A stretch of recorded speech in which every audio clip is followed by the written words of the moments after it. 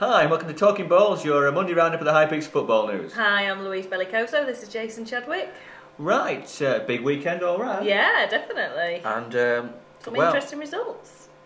Incredible results, and miraculous in one case. I think you're right. Yeah. Well, I've got to say, we've been following the Buxton Christians all season, and they've won a game. That's amazing. Amazing, absolutely amazing. I mean, the surprises with a draw last week. They did.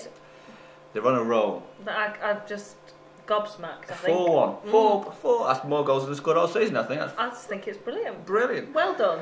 And of course, there was another great sort of giant slaying feat, wasn't there? Durham beating FC United. I know. I mean, we didn't believe Clive when he told us after the match, did we? We thought he was joking with us. But that is a result, isn't it? That is incredible, isn't it? Fantastic. I mean, superb. Although it just kind of made you think Buxton beating them 3-0 last weekend, you can think, oh. I'm not sure which I enjoy most, actually. Buxton beating them 3-0 already. I know, I must admit, I thought that actually. But well done to Durham. But although they're still on -3, aren't they? Yeah, and I've got to say, the Christians are still bottom as well, but well, never mind. You know. Right. The other thing was that the Buxton squeaked out a draw, didn't they? In a very, very important game.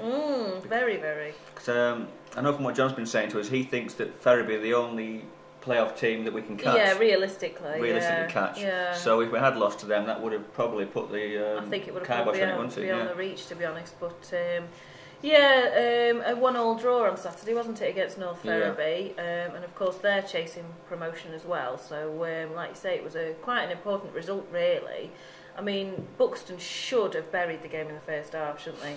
Tremendous amount of possession, they just couldn't finish anything. No, good few chances as well. Reed had a chance, and not Hanley. Towie had a chance, and Buxton had a couple, chance, didn't he? Really, and, you know, they should well have been perhaps 3, maybe 4-0 up in the first half. And they were all over them, weren't they? They really were. But you've got to put them away, haven't you? Yeah, you have. And of course, 5 minutes into the second half, North Ferriby didn't they? With a bit of a screamer from Colin Hunter. I know Jar wasn't too pleased, was he? Because I mean, the lad ran through about 25 yards, didn't he? And no one got near him. No. Slotted it away. Really, you're going to go up. You've got to take your chances. They had one chance. 2 kids. Yeah. Buxton had 15. And fluffed them all, didn't they? You know. And I think that's been something that Reed said about quite a lot over the last couple of seasons. You know, often Buxton have created chances, but just not been able to finish them. So it's one of those frustrating things in football, isn't it? But as they say, all was not lost. All was not lost, and good old Mark Reed levelled things, didn't he? With 84 minutes gone. And I know. John said afterwards it was a goal good enough to grace a premiership, what a tremendous cross from Tommy Eggers. Superb, absolutely fantastic. Superb. And Mark headed it home, didn't he? Did, and that was with just 6 minutes to go. Yeah, so that made it 1-1. So a good point against them, I think. Well, they're one of those teams who've got a very poor record against, aren't they? Sort of bogey team. And of course, we have to play them again on Saturday at their place. Well, interesting. Although I think Reed's hopeful of having Lee Morris back for that, because obviously he wasn't fit enough to play on Saturday. So hopefully he should be back for that. So if you've got him and Reedy up front, that's not so and we're still looking at another 2 or 3 weeks at least on... I think for Gav, aren't we? Yeah. And then of course Hanley was on the bench, wasn't he, on Saturday, came on the second half. He did. So I don't know, maybe Reed will reshuffle the team a little bit, ready for that one. And we haven't mentioned the debutant, have we? We haven't, no, Ben Muirhead, wasn't it? Signed on Friday night. He's got quite a good calibre behind him, hasn't he? He's got a hell of a record, hasn't he? Really. And he played on Saturday, made his debut, didn't he? And I thought he looked quite sharp, pretty pacey, and. Well, I know they were saying on the terraces that if we are going to progress further up the pyramid, he's the kind of player we've got to be able to attract. Yeah. You know. Absolutely. Someone with his pedigree. I've got to say, I think the couple of signings that Reedy's made in the last few weeks have been absolute crackers, really. I mean, Lee Morris has certainly done fantastic, hasn't he? You know, he has. I mean, like you say, if we are going to make a concerted push for the playoffs, you need to get him back in the team, don't we? Absolutely, yeah. So hopefully he'll be fit for Saturday. But of course, before then, on Wednesday, Buxton are at home again, aren't they? To Ossett Town. Indeed. So another good test for them.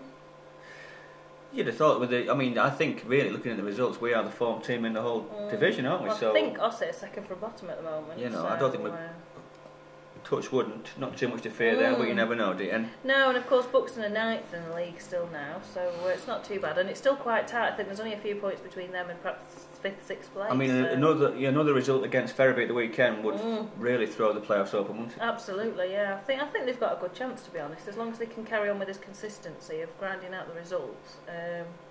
Then who knows? Enough about that. We're going to play a after-match interview with John in a second.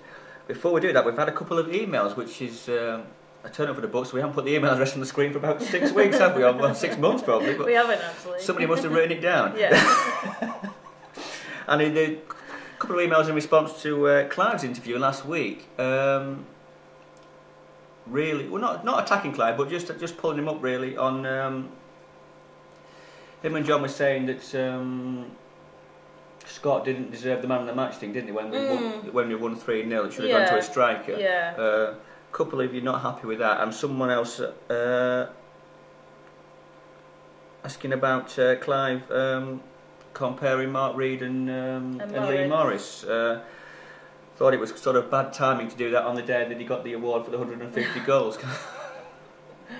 Well, but I mean, as Clive said himself, it's a game of opinions, and everybody's opinion is as valid as anybody else's, isn't it? Yeah. So we'll move on from that. We'll play John's interview. I think it's fair to say, immediately after the game, he was disappointed. He really saw it as 2 points lost rather than one game, didn't he? Definitely. So we'll see what he had to say, shall we? A point against North Ferriby. How are you feeling about that?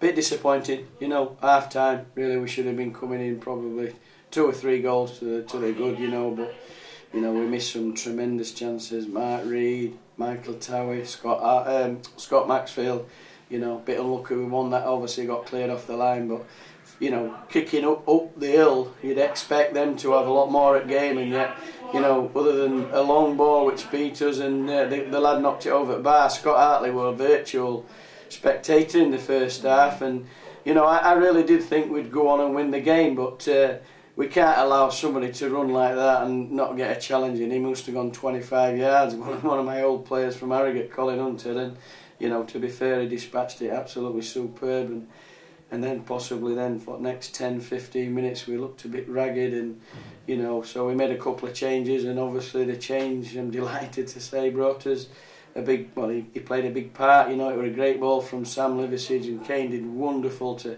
hold it up and lay it off to Tommy. Great delivery in, and an absolute fabulous goal from Mark Reed. You dream about them kind of goals in Premiership, let alone a Unimore Premier. So, but disappointed, I have to say. I mean, I just spoke to Neil before I went in there, and they're over the moon. They'll look at that as a great point. And we're looking at it as 2 drops, but we keep going. We have to do that, and it's just we've still got a lot of games to come, still a lot to come here. So we can't do out about that now. When we have to look forward to Wednesday, but definitely 2 points lost. Considering the amount of possession in the first half and the amount of chances that. Yeah, Clive came down from the stand, and after half an hour, and he said he counted in first 19 minutes, 4 great opportunities, not half chances.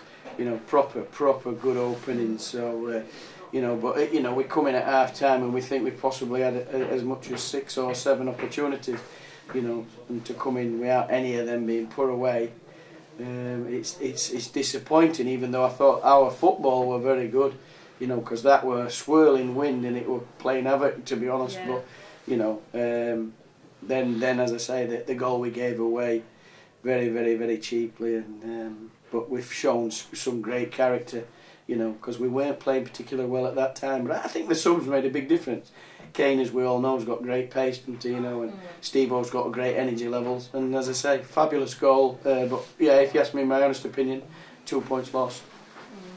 And Kane obviously started as a sub. Did you not put him on? Was he still suffering a little bit with an injury? No, nothing to do with injury or anything like that. It was just a personal choice. We brought the new lad in, Ben Muirhead, who we've signed from Harrogate Town, and you can see he's obviously his back, his pedigree is unbelievable. 6 years at Man United.